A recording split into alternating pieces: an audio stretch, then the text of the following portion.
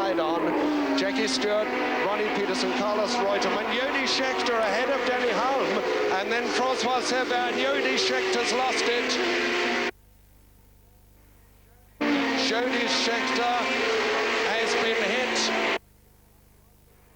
A multiple shunt at the end of the first lap. What a shambles. There's Jean-Pierre Beltoise, car number 20, Jochen Maas, car number 31. But there's the car that all started in, number 30, young Jody Scheckter from South Africa.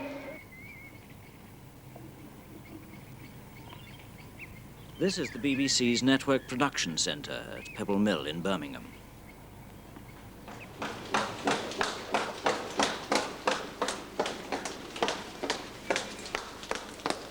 I've sent for the design file on this, you see.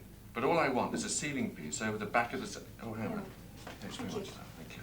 All I want is a ceiling piece over the back of the set to 4 feet, because I want to take a low wide angle without shooting off the top.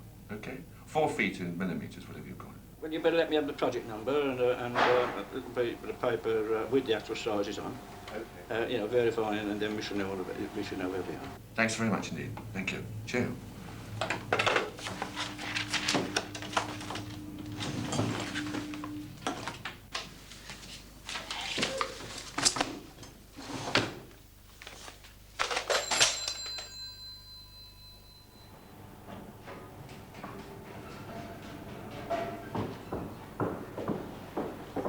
It's here in the Scenic workshop that the preparations are made for many of the large drama series seen regularly on BBC television. If you wanted, they could build you anything from a boardroom to a bathroom, a stool to the bridge of an oil tanker.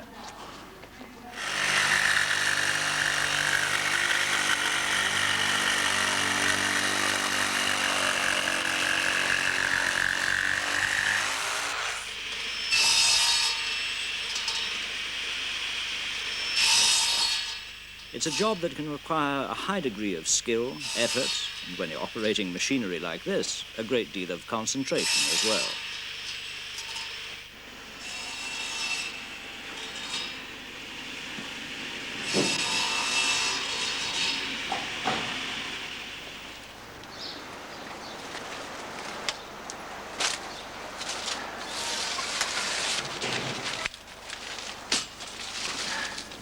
Oh, Nigel, would you just turn that round? Those sharp ends, if they get in the back of the neck, you know, put the rubber ends forward. Okay, right. I'll just nip round and put the safety strap on it. Okay. A film crew loading up for another assignment. Just stops it from rattling about a bit. It's firm down this end. You bedded down at that end now? Yes, it's fine. Right, here we are.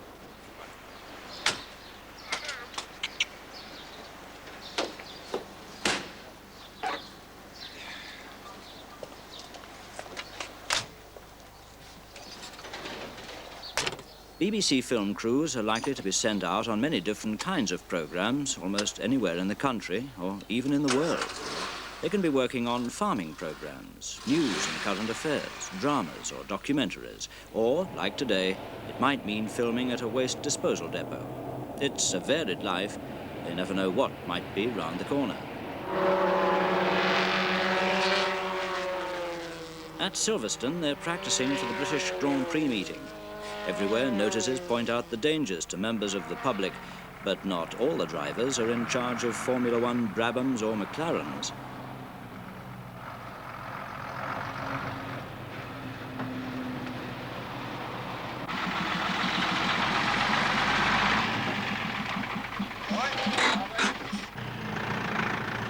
These vehicles are setting up in a remote part of the circuit, so today they've brought a power van to supply their own electricity.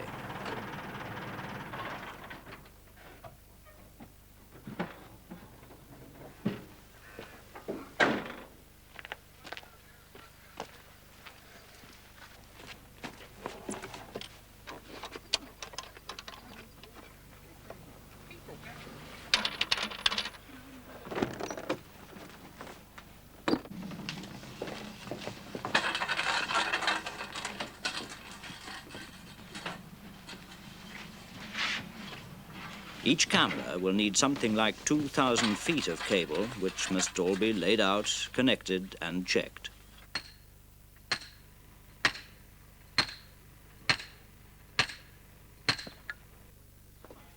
With so much high voltage current about, you'll find that all OB vehicles will be earthed as a safety measure.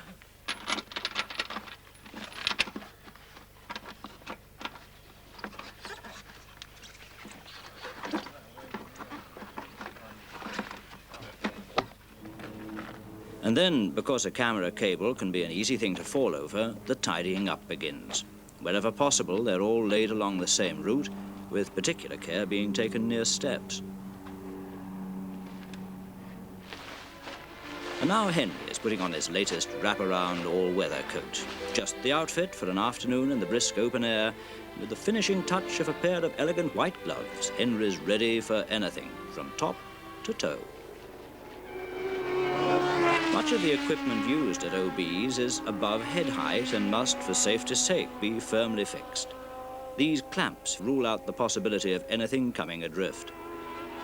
Cables which are suspended over the crowd can be a problem. These will shortly be tied to their supporting cable and put out of harm's way.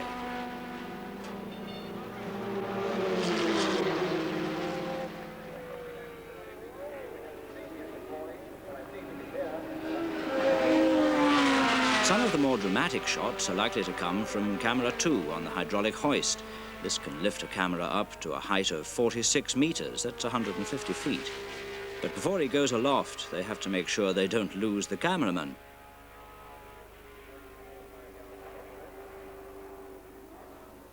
Once the belt is comfortable, it's a simple matter of clipping yourself to the main framework, and it's all systems go.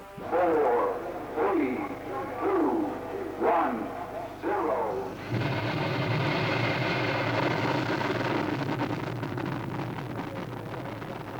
This is probably the one occasion when the cameraman doesn't object to being in a cage. But of course, the best view most people can expect is from the grandstand. Even on practice days, there are plenty of spectators watching the drivers competing for pole position on the grid. And high on the top of the grandstand, you'll find camera 1. Unlike his colleague on the hoist, he has more room to move about. But cameras can be heavy to move quickly, particularly when you have an extra long lens fitted. That's why this cameraman never works without a safety net. But what of our friends in the film crew? Well, they're busy at the waste disposal depot.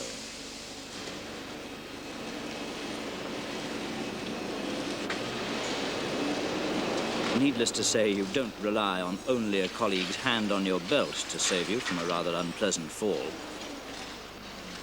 A safety harness is essential when filming in locations like this, and so's the proper headgear.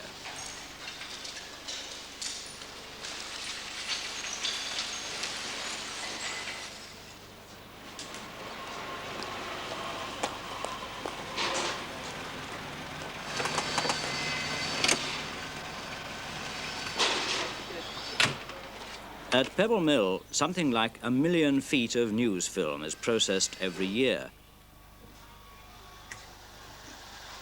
Although not needed to be clinically clean, the processing room is well ventilated, and you'll find the normal safety precautions being taken.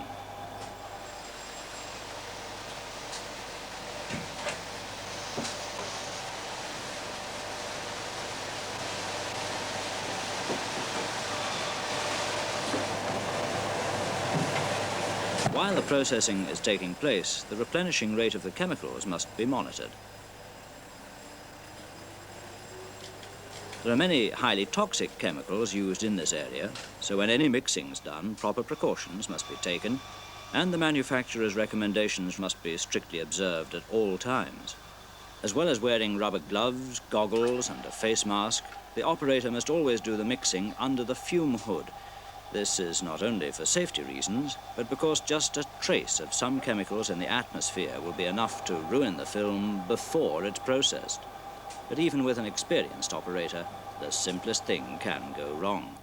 A lot of people seem to think that acetic acid is a little bit like vinegar, but it's not. One day we had a delivery, it was winter and it was frozen, so we brought it inside, put it next to the radiator to thaw out, and the next day we went to move it, a hole had been knocked into the bottom. I lifted it up, the acetic acid poured straight into my shoe. In 4 hops, I was over here to the sink, my foot was in the sink, turned on the water, and luckily I only got minor burns. I'm sorry, baby, yeah, all right. Will you really do it to me now? It makes me wonder why. For some people, Radio 1 may not play the best music, but it certainly plays the loudest.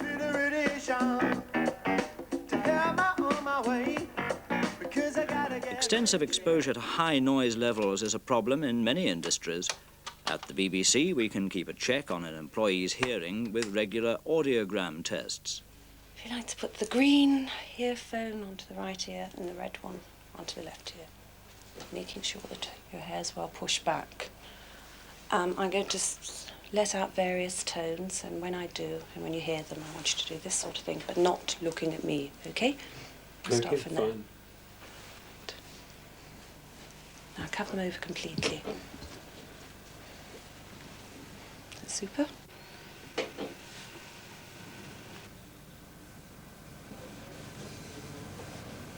The frequency or pitch of the tone is varied, and during the test is fed to each ear separately at different sound levels. The results are written onto a chart and can be compared with a previous test. Well, that appears to be on a par with the other one that you had, so I'll get confirmation from the doctor, but it appears to be okay. Yeah. Are you working on anything particularly noisy at the moment? Well, this week I'm working on the Pebble Mill programme, so it can get a little frantic. The Pebble Mill programme comes daily from the reception area of the Pebble Mill building. There's not an abundance of room for performers, or for that matter, for technicians. While musicians might be laying out all their equipment in one corner, just a few feet away someone might be rehearsing a cookery item. We start over there, we're talking about the pheasant, because that's These the two, base. yeah. Right. We take one, you can have that over here. Yes, we could have, if you like, one pigeon behind or underneath, so that Donnie can say, right, now the final coup de The person responsible for safety and discipline on the studio floor is the floor manager. In the studio, of course, I think it's more controlled and perhaps more relaxed because of that situation. But if you imagine the foyer at Pebble Mill, things are all happening at once in a very, very short space of time. If we start rehearsal at 11:15, we have to be finished by 12:30 for cameras to go into line up for 1 o'clock. And everything has got to be rehearsed that is going into 3/4 of an hour of live programme. Today, for example, we've got mushrooms, some of which are poisonous, so I've got to keep an eye on them and delegate my staff also to keep an eye on them and make certain that nobody else touches them. And we've got a notice on there already to cover that. I've got artists as well who need to be brought in, settled down, looked after. We've got to be aware of cables, lights, staff. And really, we've got to discipline the whole studio in order to get through the rehearsal time, having covered everything that we do need to cover. It's quite a job. Yes, OK, too. That should be fine, but I'll have a word with you when we get to that point in the programme. Have we got the film yet, love? I'll check. Are you with us, TK? Just lacing the film. I'll be with you in about 30 seconds.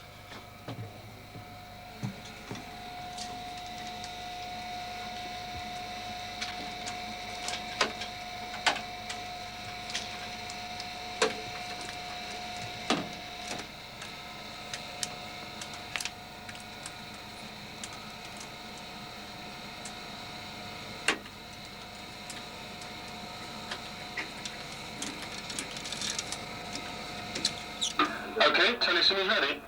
Thank you, TK. Oh, the network looks good.